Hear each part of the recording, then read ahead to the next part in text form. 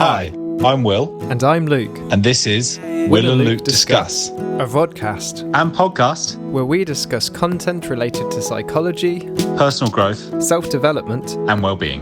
This episode, we're discussing The Life-Changing Magic of Tidying Up by Marie Kondo. Yes. Yeah, so I think the more I read this and the more I got into it, the more excited I've become to talk to you about it. And I also feel like talking about it now is going to be part of the process of having done it as well. So I think for context, you've probably been aware that I've gone through spells of minimalism and clearing out my stuff to sort of the bare bones over the last few years. And then we were discussing what books and to read as a podcast recently, and you were saying I'm moving house, so it'd be really good to do something on minimalism, and we scouted around a bit and pulled this one out. I'm really glad we did. Yeah. And have you heard of her before, the last few weeks before we decided? Or yeah, very briefly. I don't know how, it must have just come up on the YouTube feed or something like that, but I hadn't read a book or seen a show or anything, but I came across a YouTube video on how to fold your underpants in socks. Just a 5-minute thing, and I loved it. I got them all in neat rows, they weren't piled on top of each other. You could see each one neatly lined up, and I folded my underpants and my socks that way ever since. So yeah, nice. I had a very brief contact with Marie Kondo's work few years ago, so her name's sort of stuck in my head, but this has been a whole new level of depth to seeing what she's all about. Yeah, and I think it's interesting how she's become a verb. People say, I went full Marie Kondo on it. I've Marie Kondoed my house, or Marie Kondoed my room. And, you've made it when you've become a verb.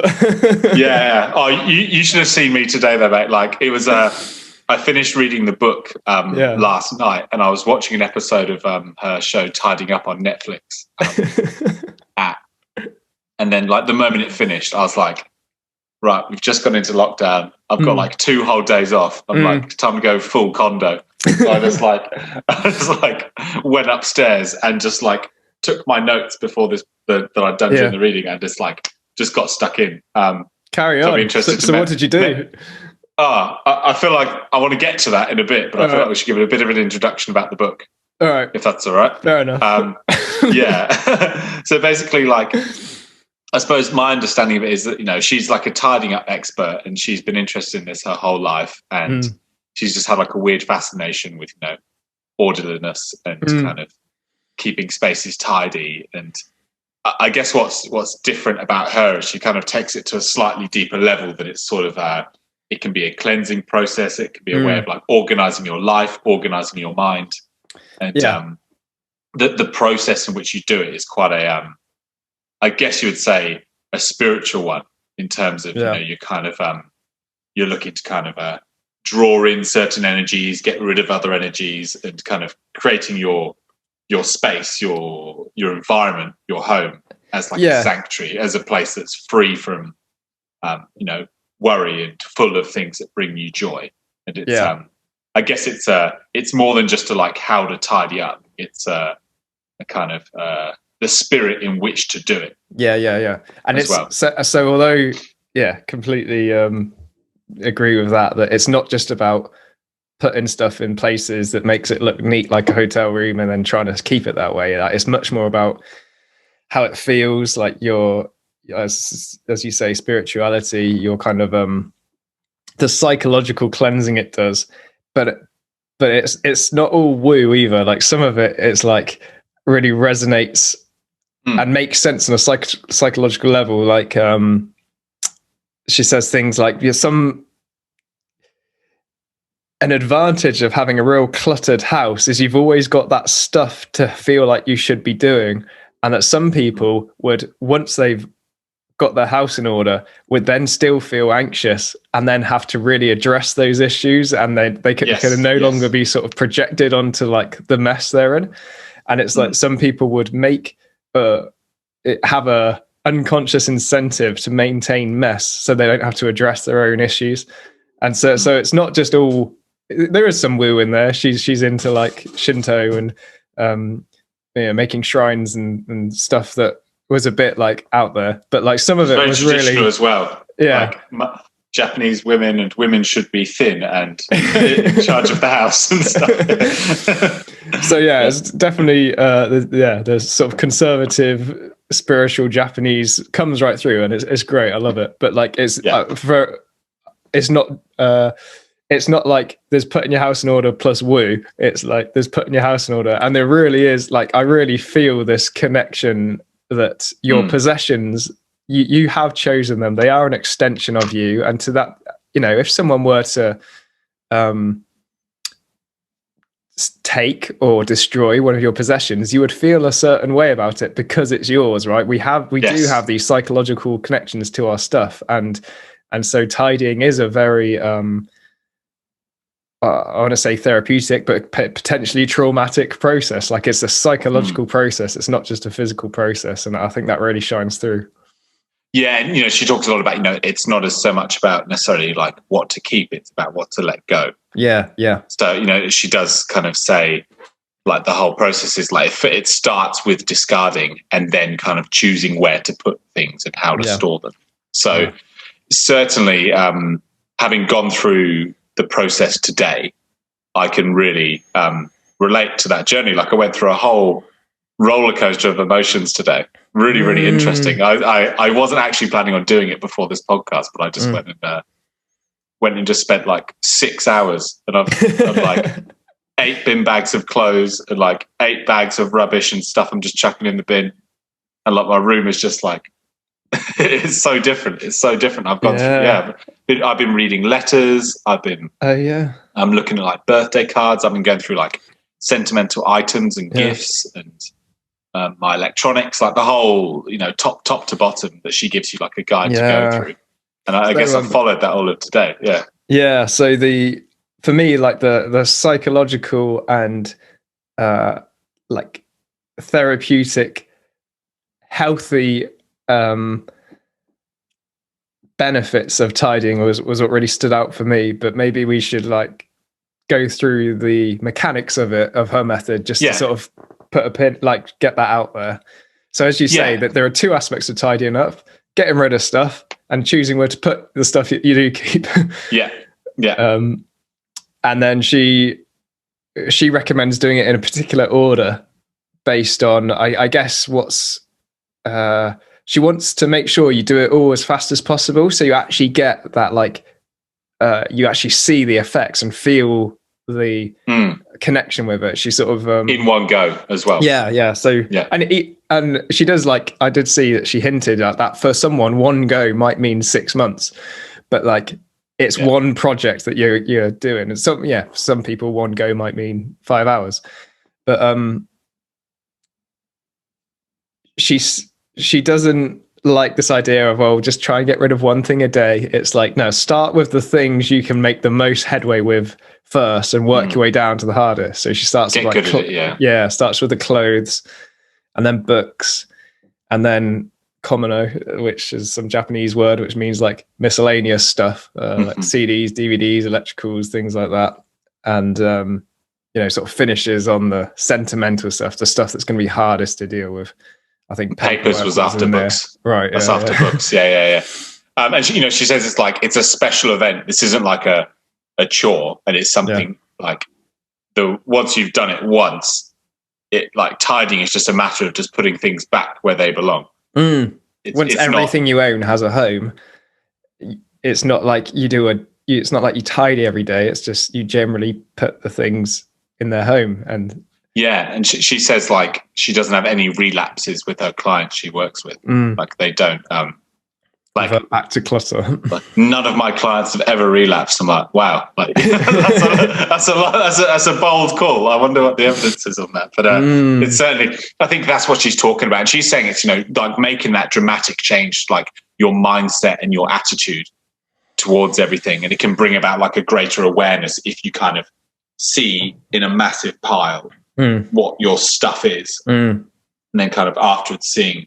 like what you're left with, knowing that everything that surrounds you is something that brings you joy, that has you know, it has meaning in your life and is purposeful and not kind of like a someday maybe sort of thing. It's like, this is what I've chosen to be around me, and this is what I need in my environment.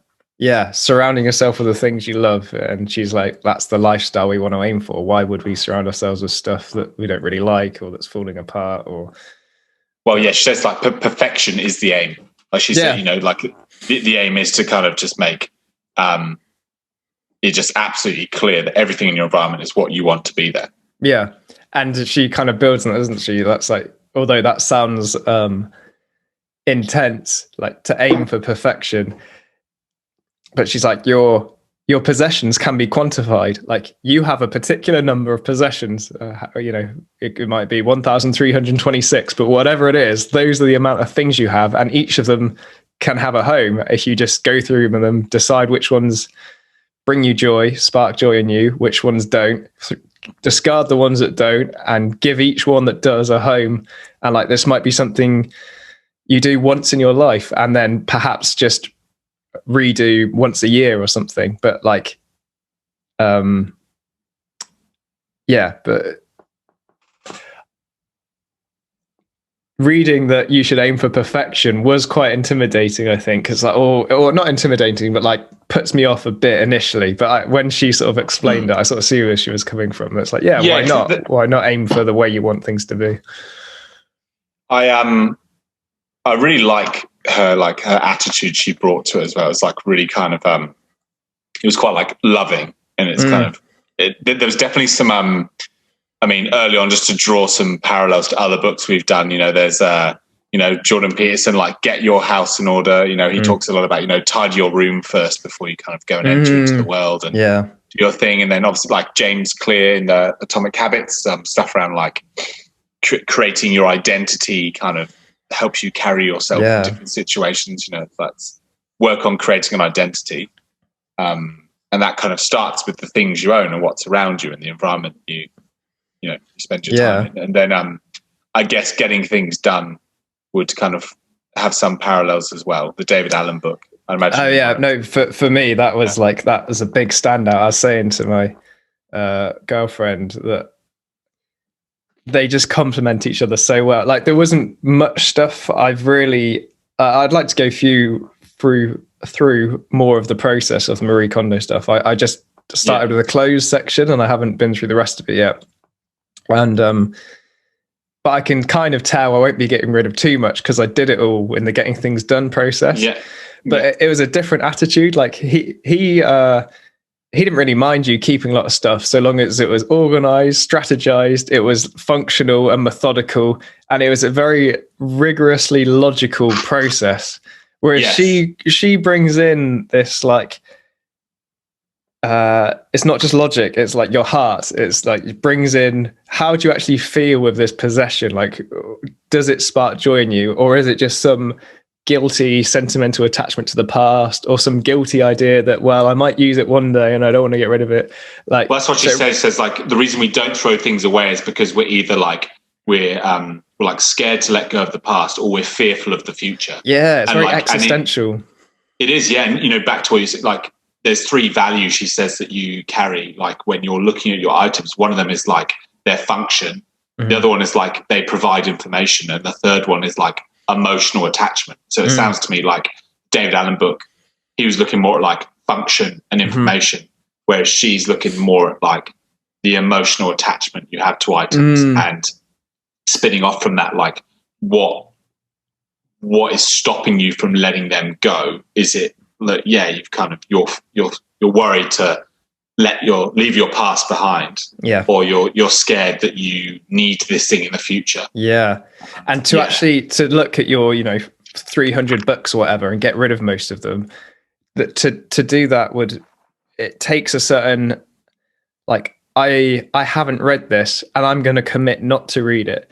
And implied in that is like, I only have so many days on this planet, and realistically, this is one of the things I'm sort of committing not to do. This isn't gonna, it's not necessarily like if it really came to it and you're like, oh, I wish I had that book, you just buy it back, right? But like, but in the process, the emotional process of it is like, you're implying that you know you're mortal and that you're going to die, and that some of this stuff you're just never going to get round to, and that's okay. And I think that's a really hard thing for some people to like let go of. But I found it so freeing to do that. It sort of, I don't know, it lifts my spirits to, although it can be hard to sort of commit to, you know, I bought this book, it costs this amount of money. It feels like a waste of money that I haven't read it and I'm now going to get rid of it. But like, she has ways of going around that, you know, like saying, well, it sparked joy in you at the time you bought it. The intent was there and it served its function of now you know you're not going to read it and that's okay. Like it can go on and enjoy the rest of its life somewhere else. And and that goes to other items as well. And I think the bit I like about it in particular was, kind of a bit more related to like your identity as a person, you know, kind of by deciding what you want in your life, it tells you like who you are and what you want to do. Like, and I guess I found that out this afternoon, kind of going through things like what is important to me is like X, Y, Z, and what isn't important to me anymore is this. Like I can let go of this. This is like attached to like an old version of me that I'm no longer that person. I'm no longer. I don't need that item anymore because I've moved on and my life's changed. And here's the things I do need and I do value for the person I want to be right now. And it's I was surprised at the level of depth she was able to kind of fire up in me. And I think certainly by the last chapter, she's really kind of... The last chapter is great, isn't it? I made some notes and like I've got like 6 pages of notes and 3 of them are on the last chapter. Yeah. That's amazing. I wonder whether you're right if I just read out the text you sent me earlier of like your favorite quote. I feel like it could just give us a good... Sure, yeah. Yeah, I really liked that. And it was a quote that I liked as well. I just feel like it's kind of could be a good starter. So by handling each sentimental item and deciding what to discard, you process your past. If you just stow these things away in a drawer or cardboard box, before you realize it, your past will become a weight that holds you back and keeps you from living in the here and now. To put your things in order means to put your past in order too. It's like resetting your life and settling your accounts so that you can take the next step forward. I feel like that sums up what we're talking about. But when you text that through to me this morning, I was like, yes, that was exactly the bit I liked as well. I like that. Yeah, that quote was like mixed in with a lot of stories of people who, like, once they'd gone through her process, had then gone on to do like the course they were sort of putting off, or to change their career, or to even leave their husband or whatever it was. Like these stories of like, once you've put your house in order, it's like the rest of your life's there waiting for you. And it's like, I should crack on with this stuff now. But you can always kind of put that stuff off if you're living in disorder. And it gives you room to breathe almost. I feel like even just looking at like my cupboards now, I'm just like, there's space, there's room. Like I don't know. Yeah, there's not as much just clutter around. I'm just clear on what I do and don't want. And certainly like the wide-reaching impacts of that, and certainly the stuff about like throwing stuff away from your past. Like that's a huge process for some people to go through. And I think she's kind of giving you confidence. You know, she says like you won't regret it. We'll be okay. Like we'll move on, and it helps restore balance, and we can like celebrate the process as opposed to kind of constantly holding on to things. And that process, you know, it's like you said, you're reading letters, you're going through stuff. You have to actually process it to decide if you want it or not. And whereas if you just leave it in a box, you could just go on forever until you die, never having processed it and actually never having looked at the things you kept for sentimental value in the first place. So to actually really process an item and be like, okay, that was a part of my life.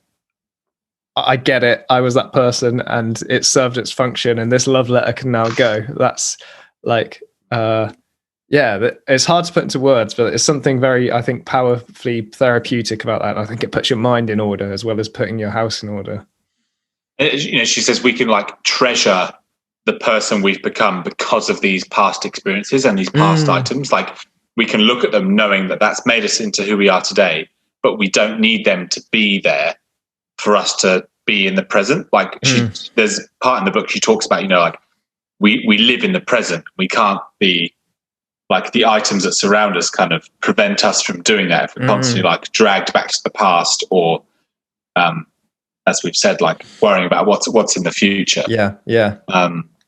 I just wanted to finish a thought that I brought up earlier. So with the David Allen stuff, I was mentioning this to my partner, and she was like, "Oh, it sounds like you're talking about like the masculine and the feminine of organizing your life." I was like, "Yes, that's exactly how it feels. Like it's like the mum and the dad of how to keep your house in order and how to like live in order." Yeah, I really. She brings in like the heart and the spirit, and he brings in like the function and the methodology and the logic. I think I think it's definitely interesting to think about like the function that things serve around you. Like I was looking at some chords today, and I'm like, I don't know, like, is that actually useful to me, or am I ever going to use that, or am I just keeping that because I think one day I might need it? I had all these like different plug adapters in case I go to like America again, or like shit. I'm just like, let's get rid of them. Like just go. Like we just don't have to hold on to it. I think I don't know if me and you are.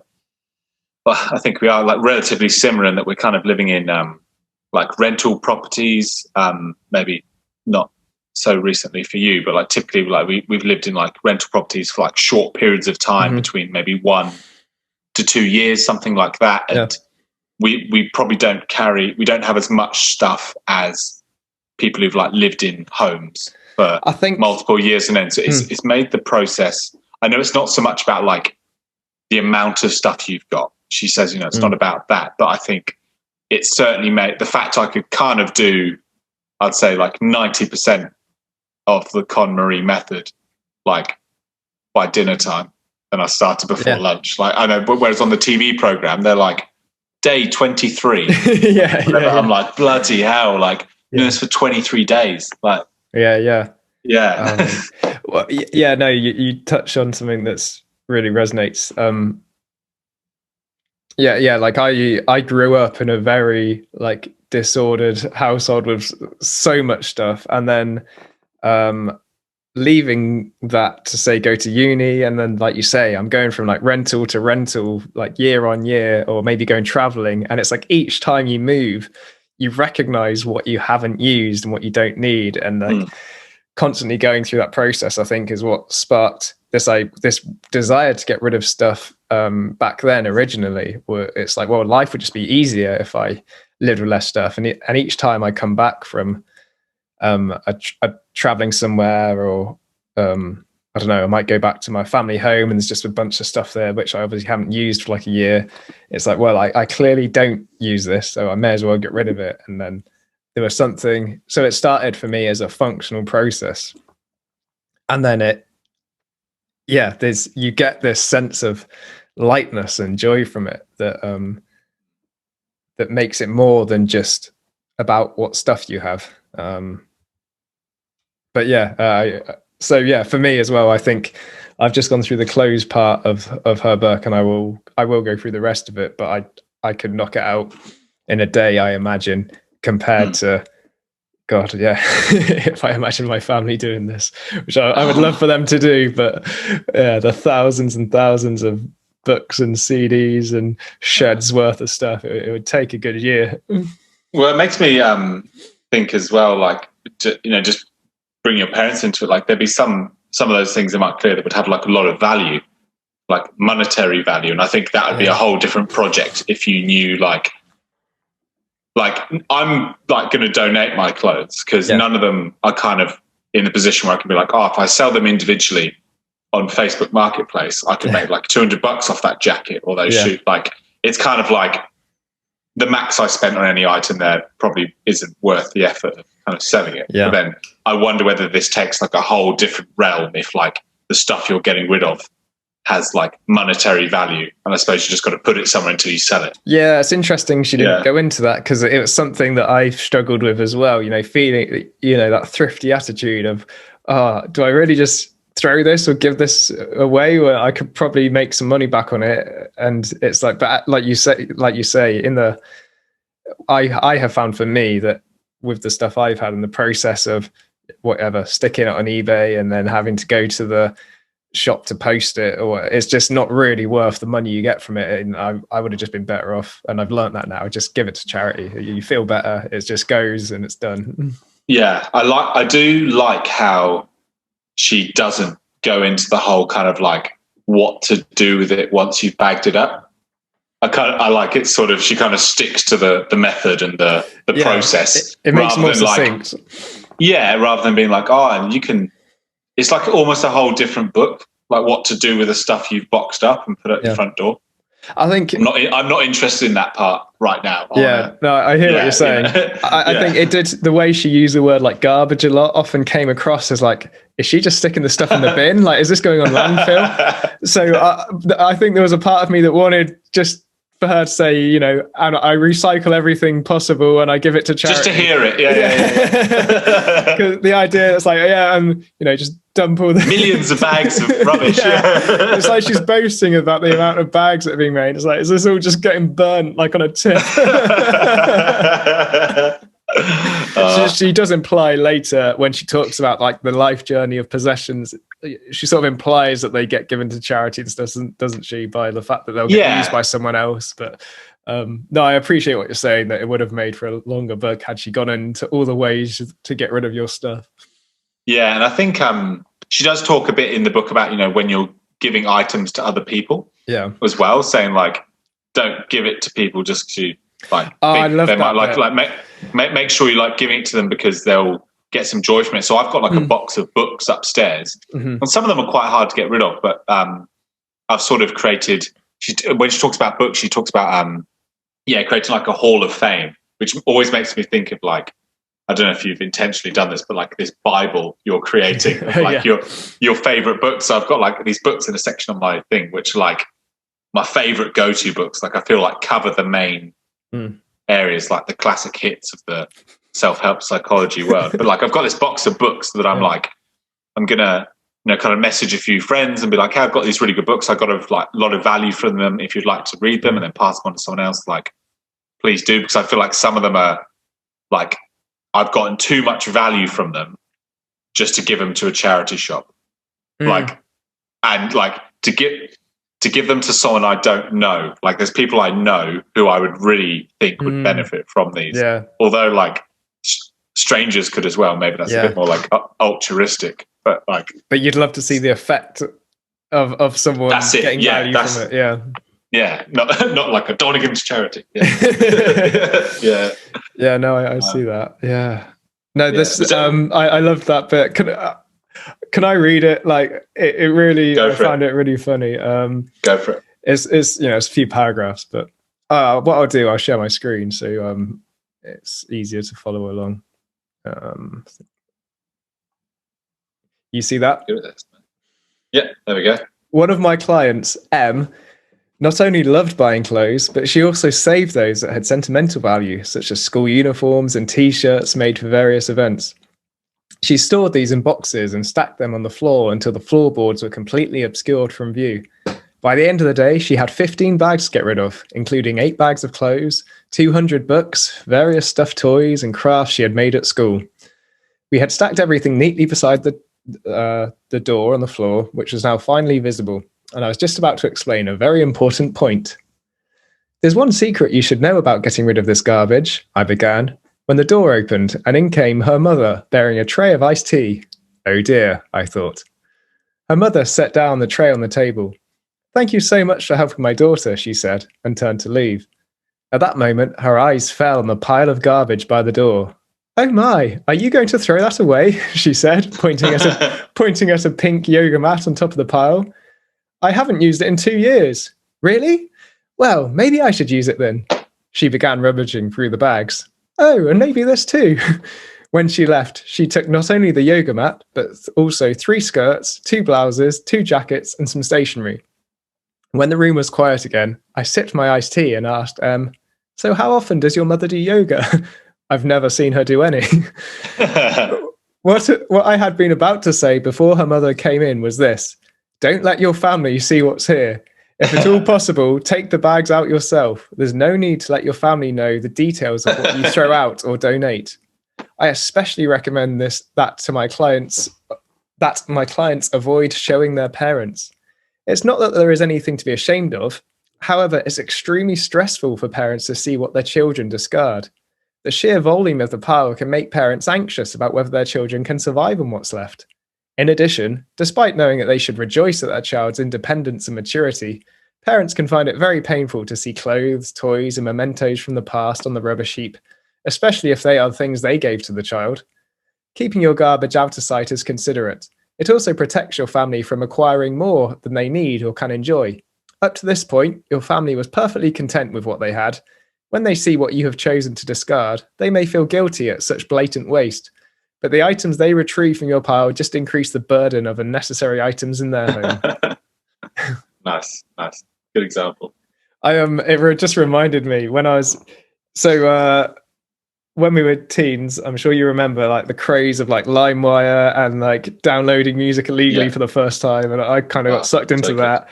And do you remember we would go to the library and like rent out CDs and then burn them off and copy them and stuff? Anyway, so I landed up with a whole like shelf load of knockoff CDs, and it came to a point in my life I'm like, when stuff was digital anyway now, and it's like, they look ugly, I'm gonna get rid of them. So I don't know, it was probably my late teens by this point, and I started like going through them and like chucking them out, and suddenly like I find them piled up in my room again the next day, and someone had like been through my clutter and like saw all these CDs and obviously like taken them out because they thought they would be of value. And then I found them like on my dad's CD shelf, and it's like, I hate that.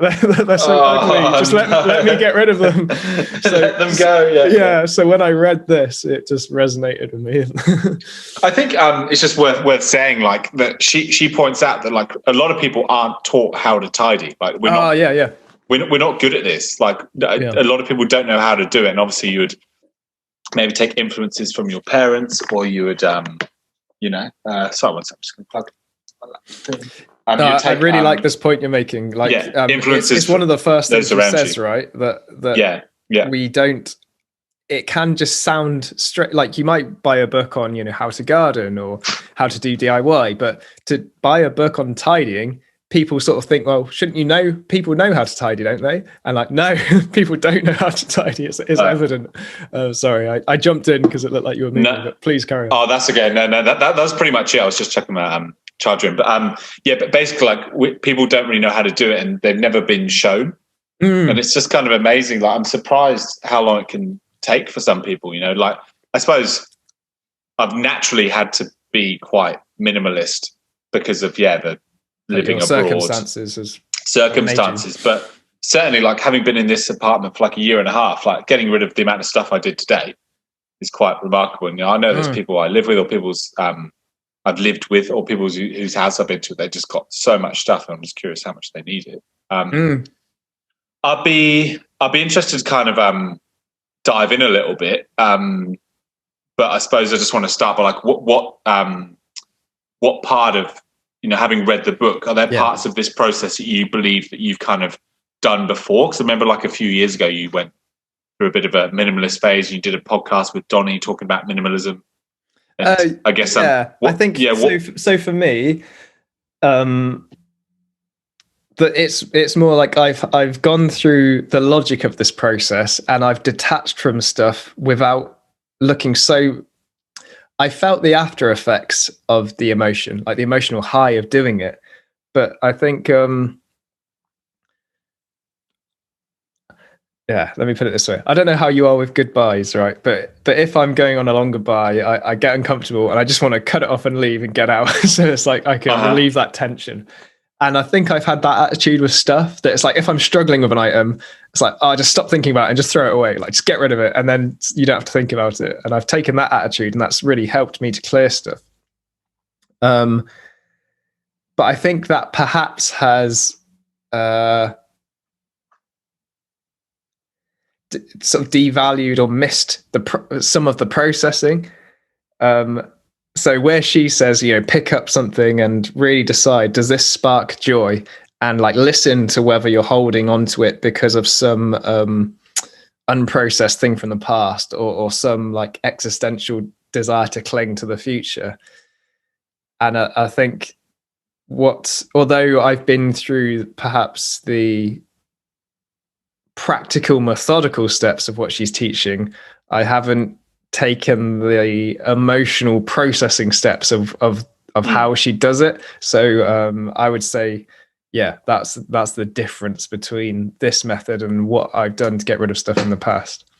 Yeah, because I do remember you mentioning you'd kind of cut a lot of your stuff and you keep things quite simple. And I know for me, like, oh no, but if you've got something to finish, you just reminded me that there's and again, this would take a whole other book, so I don't mind she didn't go into it, but there are ways around clinging to things as well. So for example, I would scan paperwork and store it digitally, or you put music on your computer, or you can get books on my Kindle, and then I feel less bad about, because at one point I got rid of every physical book. I brought a few back in now because I quite like the touch of the page and things like that, but there are ways which you can avoid some of the processing by storing things digitally. You can keep it on the cloud and your room might look immaculate, but actually your head, your psyche, and your digital home can still be a mess. And she didn't go into this at all, but I'd be very interested into like the effects of that. And actually getting rid of some things digitally, I think would be quite difficult, because that would be the final, like, I'm committing to getting rid of this. Yeah. I did a process during the last lockdown of like sorting out all my photos onto my hard drives, and they're all in different sections of what trip it was, but there's certainly ones on there that, like, I don't know, it might be like 100 blurry ones out of 1,000 or something. Yeah. I don't know, and it was kind of like, I'll sort them later. But I'm wondering, like, to go through absolutely everything, like with a fine, tooth comb, like to go through that, just get rid of absolutely like everything you don't need on like every device you have. I'm sure that kind of takes us into like the digital realm that maybe she doesn't quite cover in her order. I would love to kind of I know we try and keep this a bit more free flowing and not kind of going in too much of an order, but I feel like I've got something to say about every category. Go for it. I'd love to just start with like clothes. I know you started those today. We'd love to hear a bit about like how the process went for you, and then I can maybe share some of mine as well. So I have relatively few clothes anyway, because I've gone through this, like I said, this physical process before. So so what I did do, I did go through it, and I've got a bag of stuff to throw out, like a Christmas jumper, which really is too small. So although I have been wearing it in Christmases, it doesn't really fit. So I'll just commit to get rid of that. A few socks where, they're getting a bit threadbare. A shirt that I've like not really worn for a long time. So I'm getting rid of a handful of things. But for me, the discarding process, I've kind of done. But what I did do, I had lots of my T-shirts and trousers on hangers. And she recommends folding all the clothes that can be folded and that aren't kind of designed to be hung, perhaps like shirts and suits and some dresses for people who own dresses. And I gave that a go because I thought, well, I'm reading the book, I may as well see what this is like. Because in a sense, send me a nice photo. I did. Hanging a T-shirt can be. Okay. Have you got it? I'm just looking at it as you talk. Yeah. Okay. I'm just enjoying that. Yeah. I'll put one on the podcast for you. And because she says about handling, like each time you wash and dry your clothes, to like handle them, and to fold them is to handle them, and you sort of reconnect with your possession, this thing that you've chosen to have in your life, this thing that protects you, that you might like for its aesthetic value, and it gives you a chance to appreciate it. So there's all that sort of psychology in there. Tactile. Yeah. And there is something about it. Like I opened that drawer, the one I sent you a picture of, and I just really like the way it looks. It's like everything's stacked up vertically. So I can see everything I own. So she says in department stores and clothes shops, they would perhaps have their T-shirts, the things for sale, in piles going upwards because they're identical and they just get peeled off and sold, right? But when each thing is different and you own it, you want to see everything you have. So you don't want a pile of T-shirts going upwards because you'll never use the ones at the bottom. They'll get all like dusty and start to smell and stuff. So to stack things in rectangles vertically, nicely folded. Yeah, there's something about it I've really enjoyed. Yeah. Something in my process I found a little difficult to get rid of. To start, obviously, stuff that's just fraying and just dirty or like ripped or crap, like not too bad. Shoes I don't use, whatever.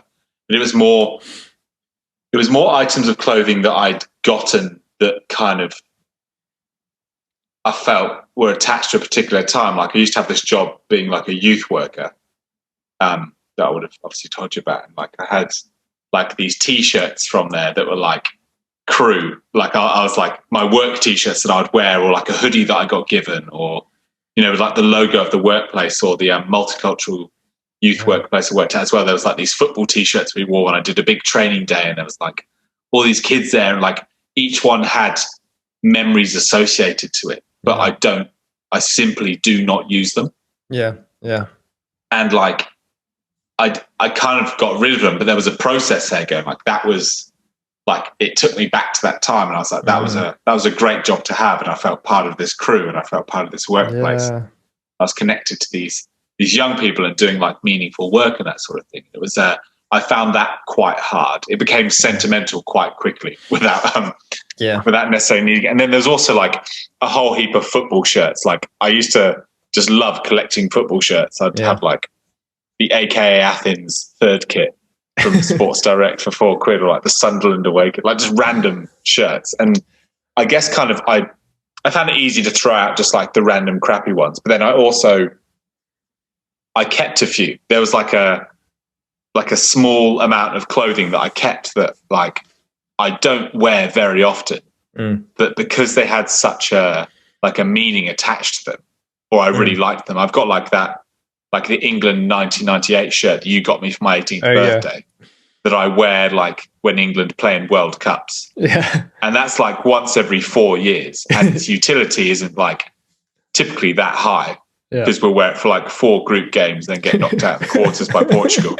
But like, it's like there's something about, and there was other items similar to that have like a lot of that, and I will kind of use when the time's right. Like if ever I do join like a football club again, like I never wear this, right? I get that. Yeah, but I was like, I can't bring myself to get rid of it.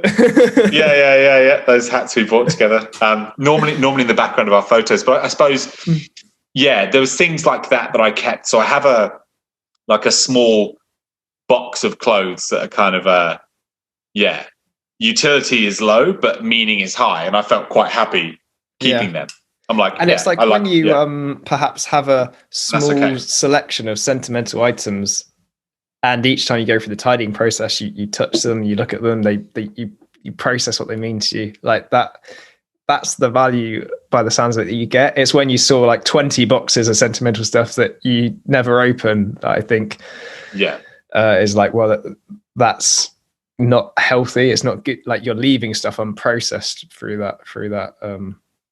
Yeah, exactly. And the example, that hat you just got out, that we bought at that game in Spain together on that trip, like that's gone into kind of like a box of like really nice sentimental things I've collected. I suppose we'll kind of get onto like miscellaneous a bit later, but that was really it for me in clothes. And it's really nice just to kind of like look at my wardrobe and just see I've got like a nice selection of clothes that I just like really like to wear, and I feel confident wearing. And she talks about like getting rid of like loungewear, just like random ass T-shirts that you don't really wear, or you only wear them when you're slouched in front of the TV. Or can I just jump on that? I think she was saying like don't demote clothing to loungewear. Like if you're going to have loungewear, have nice loungewear you like, but don't like be like, I don't really like this T-shirt anymore, I'll just have it as loungewear. Like I won't wear it outside. She's like, don't wear stuff you don't like or that's frayed or that doesn't really fit, and just demote it to the house, because you spend a lot of time in your house. It's still important.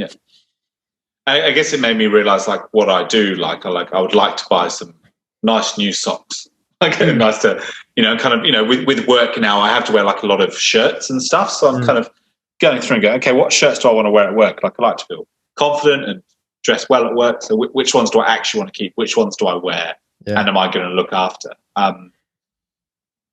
So that was kind of the main takeaway for me on clothes. Yeah. So like this stuff that's kind of frayed that was easy to get rid of, and then things that perhaps it sounds like some people would find it very difficult things if they spent money on them and hard to get rid of. It sounds like you were okay detaching from that when you weren't wearing it. There's nothing, as I say, that financially was too much. Chuck in the bag. How did you find books? Doing books. That was the next thing I did. That's the next thing the order she said to do. Yeah. So that's one that kind of comes under this category of one I've done in the past, like before reading this book, where I sort of I still don't know where I stand on books. So sometimes I'll definitely, if it's something I just want to get through as quick as possible, I'll try and find a way of making the ebook a PDF and just have my Mac read it to me at the fastest speed and like blaze through it. So you're like, and whereas there are some books where I'm reading them for the pleasure of the book. So I don't want to necessarily read as fast as I can. And then I like to have a physical copy and flick through it and maybe stick, if it's a sort of reference guide or a non-fiction book, to sort of stick post-its in it and stuff like that. And books are quite like aesthetically pleasing to look at sometimes as well. They've got like an aesthetic nature to them. So it's definitely one where I've hoarded them digitally and then perhaps gotten rid of them physically a bit easier because I've had that option. But yeah, so I'm just looking at a selection of books here I have on like psychotherapy, which I keep near my desk, and then perhaps that's something that she doesn't recommend. Then I have my other books like downstairs on the downstairs bookshelf, so I have them in like different places as well. So it's hard to really get a full view of what I own.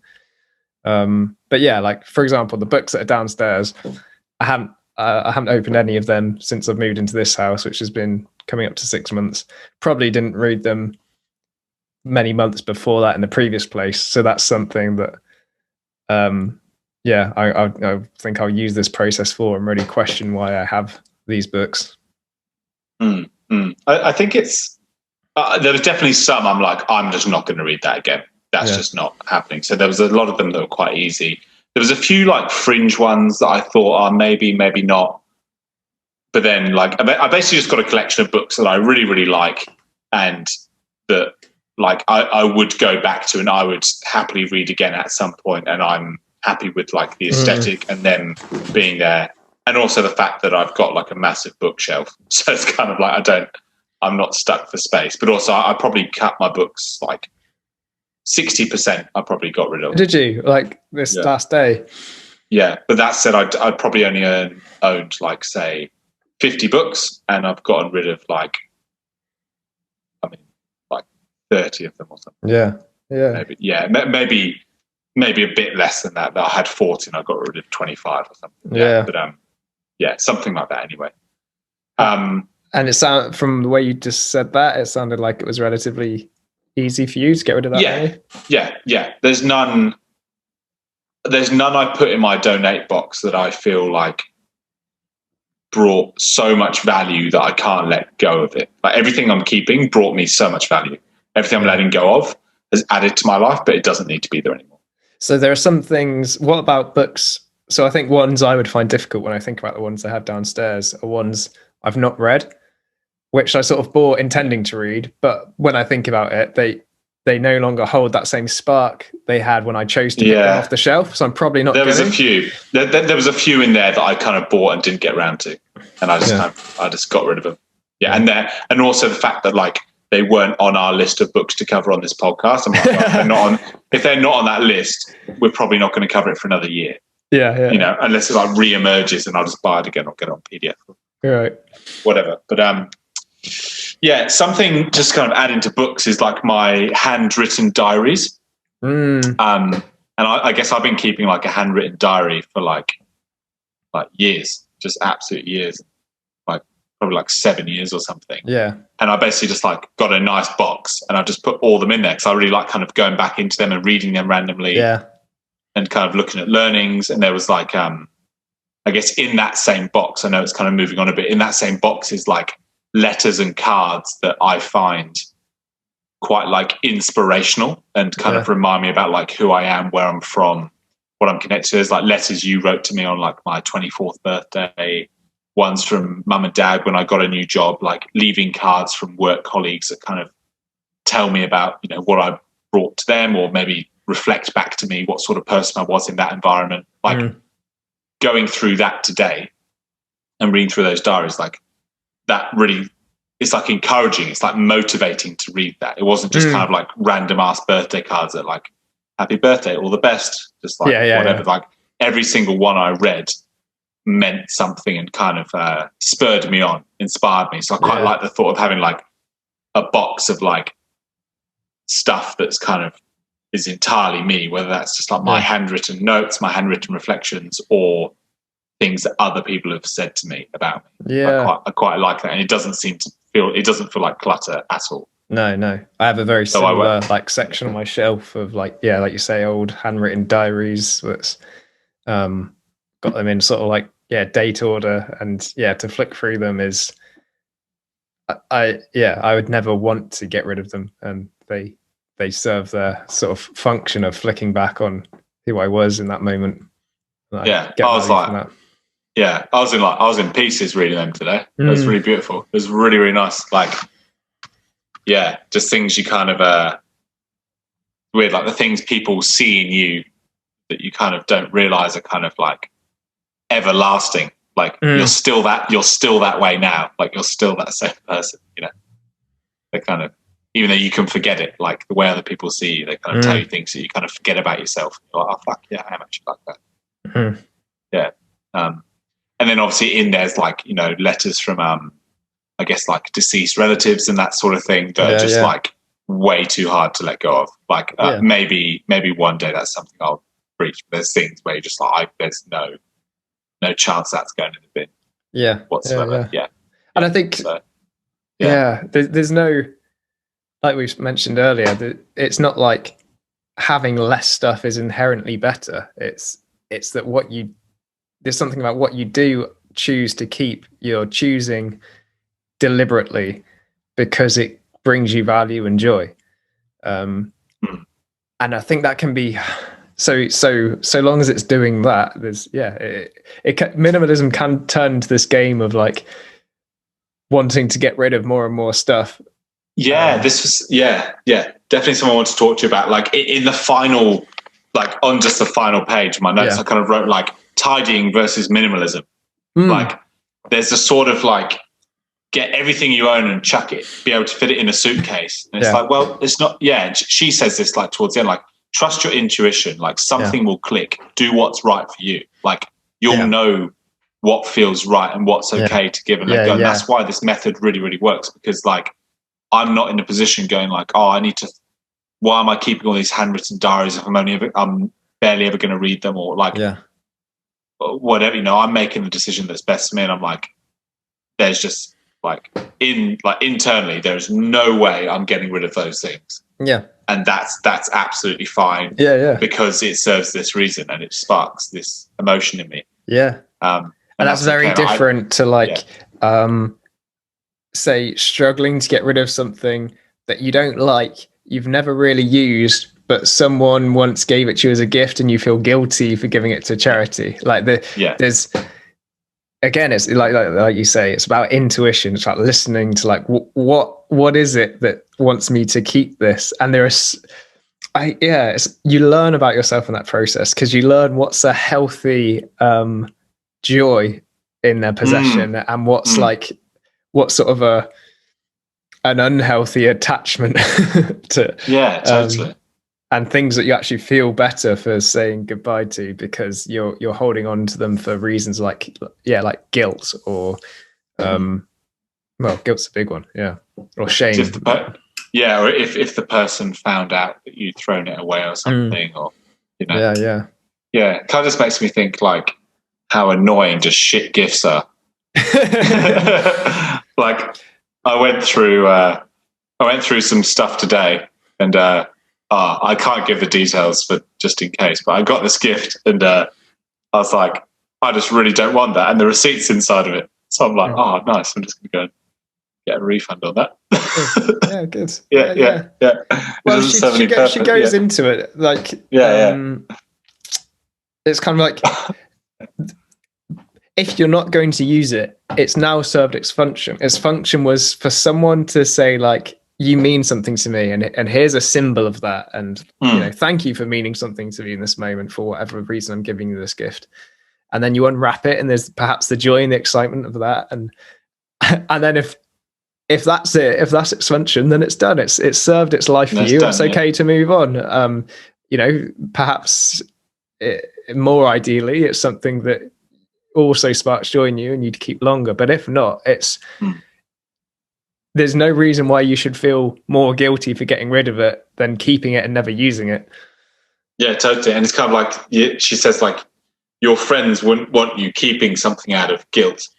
Like, well, good friends wouldn't. Good. Yeah. It's I think it goes for like other areas of life. When you were saying that, I was thinking about like, what about like friends in your life or people? It's like sometimes people just come. She says that in the book. Like, sometimes people just come into your life and they were there for that period of time. They served that purpose. You learned that lesson. You got that inspiration from them, or they brought something out of you, and then it's kind of time for things to move on and change. And it's kind of like an overall attitude that you can hold to everything.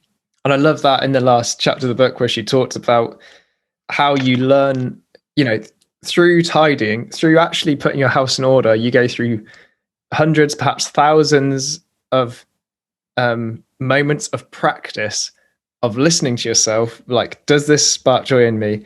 And then decision making, and it's you're learning who you are, and you're learning to sort of be assertive and make things happen and be proactive. And those are skills that then go far beyond tidying. Like you say, it might come with like, why am I just sort of any way the wind blows, so sort of blowing all around in these relationships, or do I actually want them? Like, have they served their purpose? And yes, I mean, I think you text me because it's quite funny in one of her like client comments. It's just like, I put my house in order, and I finally plucked up the courage to leave my husband, so I got a divorce or something like that. And it's like, I think the wording is even more brutal than that. Yeah. It was hilarious. It's like, having done Marie Kondo's method, I decided what I wanted in my life and what I didn't want. So I got a divorce, and I've never been happier.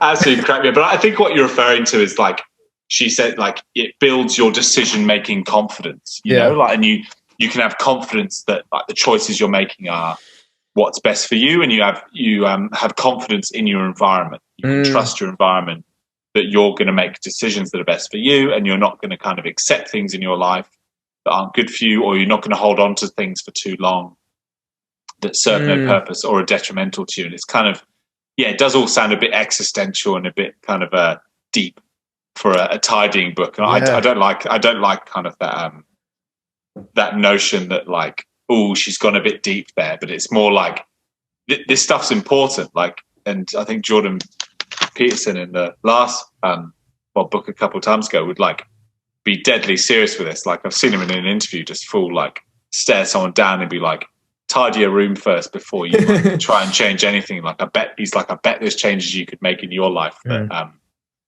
can make your space in the world a little bit better. And I think this stuff is as much as she's this like absolutely like adorable, smiling, lovely lady who's kind of doing tidying. Like, this is serious. This is important. This matters. Yeah, like, I really think that your possessions are an extension of who you are. Like, you've chosen to keep them for some reason, even if you've chosen by like proxy, by just allowing them. She talks about older sisters that just shove their clothes onto younger sisters and they sort of passively accept them. Like, however you've accumulated your stuff, you've chosen for those things to be in your life, and like they're sort of a symbolic representation of who you are. And if your house or your space is in a way that you don't like, then what does that say about your sort of self-respect, your self-compassion? Responsibility. Yeah. Can I read that one on responsibility? I've got the quote up here. Please. Yeah, love it. I'll just share my screen again. So because they have continued to identify and dispense with things they don't need, my clients no longer abdicate responsibility for decision making to other people. They now make their own decisions and are aware that considering what action to take in any situation is what really matters. Selecting and discarding one's possessions is a continuous process of making decisions based on one's own values. Discarding hones one's decision-making skills. Isn't it a waste to squander the opportunity to develop this capacity by saving things? I like the I think that sums up really nicely kind of what we were talking about. Like it kind of expands to wider areas. I think in the 2 paragraphs below that as well, I was is that I just kind of glanced at it quickly. It reminded me of a part of the book that I really liked. I wanted to just get that up quickly. It's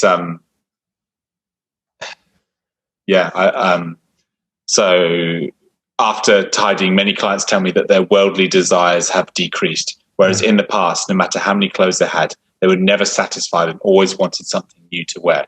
Once they selected and only kept the things that they really loved, they felt that they had everything they needed. So I think it expands to kind of our, like our desires, our wants, our needs. Like it really sorts out like what do we want, like and it's going to like make me think like when I go and buy things, like how much utility is there going to be in this? I'm interested just to talk maybe a bit about just like miscellaneous and mementos. I'm not feeling like I kind of need to talk too much about like paperwork. I feel like we've kind of covered a fair bit of that in previous podcasts. But is there anything from kind of like mementos and random things around the house that you've kind of found difficult to keep hold of? So one that's one that's silly, but it's kind of shines a light on perhaps my personality, is because she specifically referenced this. So I've ended up keeping. So when I've bought like electrical items, particularly like, you know, if they were quite a bit of money, I've like kept the boxes that they were in so that, well, I guess twofold. One, that if I move, there's just an easy thing to put them in. And also if I wanted to resell them, like, again, I've got a box to put them in and it maintains the value. And also I don't have to go around looking for another thing to package them in. And she says, get rid of all that stuff. It's like, I did that today. If you're going to own your stuff, then own it. Like commit to owning your possessions, not by like holding on to things with the intent of potentially getting rid of them again. Either own them or don't. And nice. I did that today. I threw away like my my like scales, bathroom scales, food scales, like in a box for an alarm clock, like a steamer. Like I got rid of it all. Like, yeah. So I mean, I haven't gone through that process, so they're still like neatly pressed under my mattress since reading that sleep book. And when I moved house, I just didn't buy a bed because I thought it was a superfluous item. So I'm sleeping on a mattress on the floor, and I use that like under my mattress is like those flattened boxes of various electrical items. So I might go. It's difficult. It's still difficult for me because I still sort of intend to move from this house, you know, within the next year. So it's like, I know I'm going to, at some point, be packing some of the stuff away, and it would be useful just to have nice cubic things to store them in for when I do that. But I don't know what to do about that one. We'll see. I think you just reminded me kind of like going through this process today. So I'm moving house in, it's like 3 months or so. Yeah. It's still a while off. I don't know why I'm anticipating it so much, but basically, like I know there's a part of me that knows that I'm not going to feel fully settled to complete this process until I move from where I am now to where I'm going. So there's obviously, like for anyone listening, like it's a perfect time. Like when you're moving house is the best time to kind of do this because you're kind of like, one, you're just making it easier for yourself when you move, but also you kind of can set up your new environment with, you know, knowing that everything in this new environment is purposeful. So I imagine there might be a few other things to cut like before I go, but I think it's what inspired me was the thought that like everything I'm going to take with me is going to go like into this new place, this new environment, my new room, new space. That's quite exciting. And I was getting my housemate today. We're kind of on like FaceTime. I was like, can you show me the size of the cupboard and where can I put the bookshelf? And, I was kind of like really visualizing. And she talks about that as well, like visualizing the space you want. So like before I did it, I made sure I was looking at the photos she sent me of the room, the space I'm going into. And like I pictured like how I want my room to look and like where the bookshelf's going to go and how it's going to be, and like how I want even the wall to be decorated, or like where I want to put my desk and how I'm going to organize my clothes within the wardrobe. Like that was really good thing to do. Like, look at those photos because I can really picture, and it created a bit more intent about like maybe the amount of things I wanted. Although as I said, it's not about the amount. No, but that I'm really glad you brought that up, because I meant to do that. I meant to bring this up. The way she asks you to visualize the environment you want, like really picture it, and then ask yourself, why do you want it that way, and like unpick your values underneath that. And like you say, it's not about having fewer things, but in your image of your environment in its perfect state, how many things are in there, and it's not about getting rid of things for the sake of it. It's about getting rid of them because that's actually how you want them. When you listen to yourself and how you actually want to picture your perfect environment, there's a reason why hotel rooms and rentals and holiday homes aren't just filled with crap, because people don't like that. When people's going to pay for something, they want it to be neat and tidy, so generally that's what we want. So make it that way. Respect yourself and do it. I've got like a little box of mementos that I thought was quite nice. Like even just using like shoe boxes and smaller boxes kind of condenses things in a way you don't realize. Like I like the thought of having like, instead I've got like the box of diaries and nice cards, I've got like a box of like stuff that like means something to me. Like it's kind of nice to like look in. It's kind of got like that hat that we both bought, or like the drumstick I caught at Glastonbury Festival when I was with you, and like the guitar pick of a guitarist from a band I like, and tickets to like finals I've been to or gigs I've been to, like stuff that I look at and I'm like, that was a good time. I enjoyed that. That was great. And it's kind of nice to hold on to that. It's like, I think the value in condensing that, it sounds, if that was across 20 big boxes, you'd probably never look at it, right? But having a shoebox or two, you're more likely to enjoy those items and get those memories and feelings that you're talking about. And I guess kind of one final thing I wanted to speak about was like she says, save one space to be kind of like a shrine for yourself. And I suppose like I've always typically used that, and I'm quite happy to continue to do that. Like the top of my bookshelf is just kind of like quite a nice size, just to like line up a heap of like really nice stuff. And it's normally like at eye level. So kind of if I'm getting ready in the morning or I'm kind of whatever, it's nice, just kind of, put it like, might hang my medals off the side of it, or I'll put up like the hat or the drumsticks and like other various nice things I've kind of collected along the way that means something, or pictures and that sort of thing. It's kind of, I think it's nice. She kind of mentioned like it's okay to have like a space where it's like, here's where I put like my nice things. And I suppose like how you decorate your room is up to you, but I feel I like my room to kind of be surrounded by things that kind of remind me of other places almost.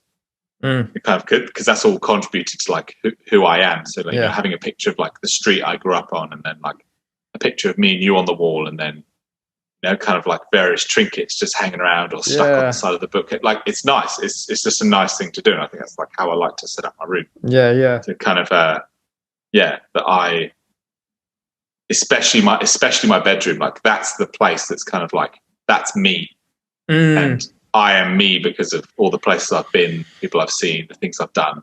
And I guess you sometimes collect things along the way that resemble that. I really like that. You only need like one thing from each place, or one thing from one time of your life. You don't need kind of like 20 different pictures of the same thing on the wall. No, that's something I would actually like to, like I kind of have that, like I've got a sort of, without having really thought about it, a sort of area that's shrine like, where there's I think there's a photo and that mug you got me for my 18th birthday with pictures on it, and a present from my gran and present from another friend. But I haven't really thought this through, but they just happened to have gathered over there. And actually, now you're talking about that, there's probably one or two more things I'd like to have up there. It's just like little reminders and sentimental things. Because if you're going to keep them, you may as well enjoy them. I would like to see that. I'd really like to see what you collect. I feel like I've always been a collector of those sorts of things, and it's kind of come quite easily for me to stick things up on the wall. Even like the Lost on Campus album cover that I've kept for years. I pin that up everywhere I go on my wall. Nice. Yeah. Wow. Oh, it's been really, really lovely. I've really enjoyed talking about this. It's energetic, wasn't it? Yeah. I feel quite, especially having like done it this afternoon. Yeah. I just got into it. I'm like, this is perfect. And I've watched like 5 episodes of her show, read the book over last week. I've gone full Kondo. It's a bit different for us. Like, for example, there's no references in it. There's like almost there's no science behind it in terms of like no studies. Like this is just her process and what she's been through. Her like quite a bit of autobiographical stuff in the book, right? Of her life and schooling and home life growing up. So it's very